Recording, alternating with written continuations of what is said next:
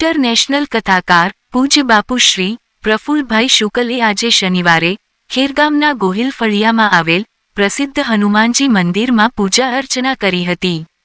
ત્યારબાદ આગામી 19મી જાન્યુઆરીના રોજથી જામનપાડા ખાતે આવેલ માવલી માતાજીના સાનિધ્યમાં શરૂ થતી રામકથાનું પૂર્વ આયોજન થઈ ચૂક્યું છે। તે વિશે આયોજકો સાથે ચર્ચા કરી અને શ્રી રામ ભક્ત હનુમાનજીના આશીર્વાદ લીધા હતા। આ વેળાએ બાપુ સાથે જયેશભાઈ આહિર અને જીતેન્દ્ર રાજપુરોહિત સહભાગી બન્યા હતા। દર્શક મિત્રો, આપશ્રીને આ ઐતિહાસિક સ્થળ એ શરૂ થઈ રહેલી રામકથામાં સામેલ થઈ કથાનો લાભ લેવા જરૂરથી પધારવા હાર્દિક આમંત્રણ આપવામાં આવે છે। તો ચાલો 13મી જાન્યુઆરીએ માં માવલી માતાજી મંદિર, ટેકરી ઉપર, જામનપાડા, ખેરગામ પાસે।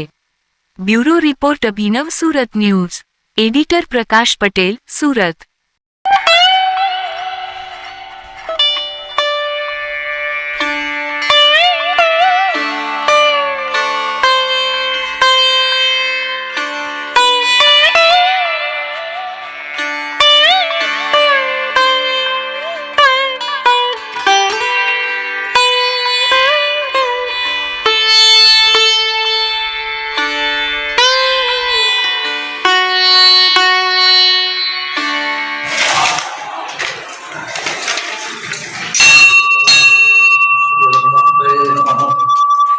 ओम श्री हनुमते रुद्रावताराय सर्वशत्रु संहारणाय सर्वरोगहराय सर्ववशीकरणाय रामदूताय स्वाहा।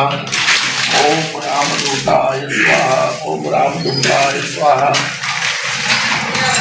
આજે શનિવારના દિવસે મારા ખેરગામના પ્રાચીન ગોહિલ ફળિયાના શ્રી હનુમાનજીના મંદિરે દર્શન પૂજા અને અર્ચન કર્યું। હનુમાનજી મહારાજ કલિયુગના પ્રત્યક્ષ અને સાક્ષાત દેવ છે। એના શરણે જવાથી બધી મનોકામના પૂર્ણ થાય છે। 19મી જાન્યુઆરીથી જામનપાડાની અંદર માવલી માતાને શરણે રામકથાનો આરંભ થઈ રહ્યો છે। 9 દિવસનો ભંડારો છે।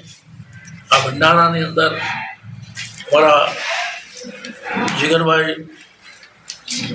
સન્મુખભાઈ પટેલ ઓકલેન્ડ, ન્યુઝીલેન્ડ, અમારા ધર્મેશભાઈ વગાસિયા સુરતથી, અમારા સૌ ભક્તજનોનો આની અંદર સાથ સહકાર મળી રહ્યો છે, સહભાગી થઈ ગયા છે।